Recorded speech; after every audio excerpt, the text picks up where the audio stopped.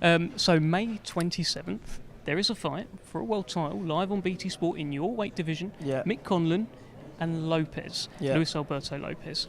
Talk to me about this fight. What are your thoughts on it? Get me on the undercard and get me the winner. That's it. You ready Yeah. for the winner right now? Yeah, right now, yeah. Tomorrow. Get me on the undercard, get me on the winner, innit? That's it.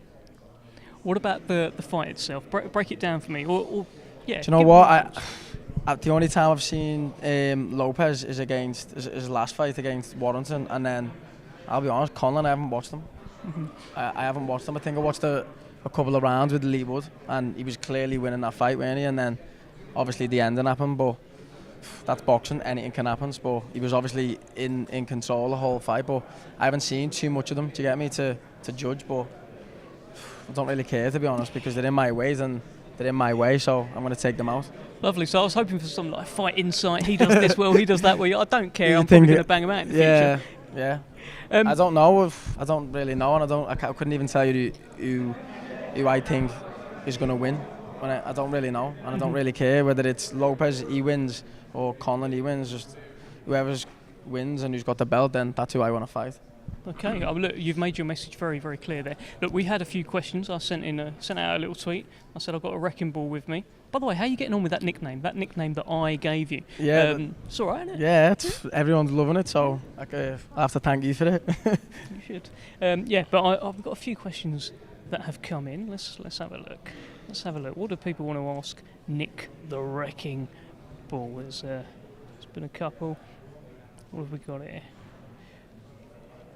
There's one here from Derek Des Webster. Is the Isaac Lowe rematch on the cards? And also, P.S. that is the greatest nickname in boxing. So, you know. There you go. That's one for you, Nick. Greatest nickname in boxing. Good, so, I read it out. but the rematch, I don't know. I'm up for anything, and I'll fight anyone. But it's down to the team, innit? And Frank and Paul, my manager, and I just fight whoever they put in front of me, and that's it, really.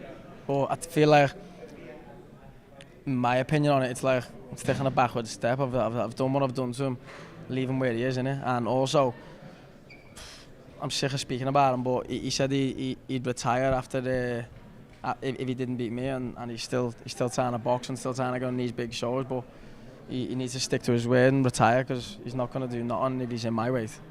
So. All right. Well, look, that was a question by Isaac Lowe. There's another featherweight. I think your answer is going to be the same for all of these. I think your answer is going to be yes. Obviously, I'll fight them. Yeah. But there's a couple here about Nathaniel Collins, who you were. That's another name I'm sick of hearing. Sorry, Dev, but yeah. I'm just being honest, innit? Yeah. I'm sick of hearing all the names. Not in your plans. Yeah. Well, not in the plans. If they come up and I've got to fight them, I'll fight them. Or if they've got something that I want, I'm going to take. Do you get me? But I'm sick of hearing the names like when it's irrelevant, innit? I'm coming for the top spot. I'm not going behind me. So the name that matters is Nick Ball, right? That's it. That is the one. Look, we've got one here from Boxing Support. How is it that the Everton gym are producing such talented and aggressive fighters? How are you doing it? You'll have to ask Paul. That's Paul Stevenson and Anthony. The work that we're putting in day out, just turning up and learning every day. I know that's easy to say, do you get me, learning every day, things like that, but I generally feel like when I'm turning up in the gym, I'm learning something new every day and getting shown different things, and there's 6 of us in the gym now, and Paul teaches us different in many ways and things like that, and shows us things that can work for our style, do you get me, and work around it, but it's not like it's 6 years as a group getting taught, do you get me, we're all getting individually taught for our styles, so it works, and Paul puts a lot of time into making it work, and on fight night we show that it works. Well, look, I know it's more than just him showing you things. Like, you're actually literally watching tape, right? Yeah. So tell me about that. How often is it that you're sat? Apparently, it's like a school. You're sort of sat there and you've got the screen up. How often does it happen? Every single day. Yeah. Monday to Friday, we get in at 10, watch a tape till 11, and then get on with training. And then what we've watched on that tape we might do in the session. Do you get me? But if not, it's in there, innit? It's in there, and it's knowledge, and we can bring all them little ideas out when the time's right. How far are we going back on these tapes? Are we talking some black and white stuff? Yeah, black and white stuff, yeah. That's the tapes, yeah. Give me some black and white. examples of like recent ones. What did you watch last week? You put me on the spot now. If you were to Or the ask week before? Or what yeah, have you taken something from that you've watched that is... What I take things from is a lot of the Mike Tyson ones, you know, because Obviously. yeah, it's like his style is like similar to mine, and that's how I fight and come forward, things like that. But there's other fighters what I can't even name. Do you get me? It goes back that long, and that I've took from. But the main one, obviously, it's Mike Tyson. That's who I like to watch. So when Paul puts him on, I'm not that I'm not interested in the other ones, but with him, I'm really watching. You perk up, don't you? Yeah. Wow, so school is in season. So when are we going to start seeing you take some of these top featherweights to school? You're ready, aren't you? Yeah, I'm ready. Just when Frank gets the opportunities in it and gets me the date to do that. But I'm ready whenever, me. So, yeah.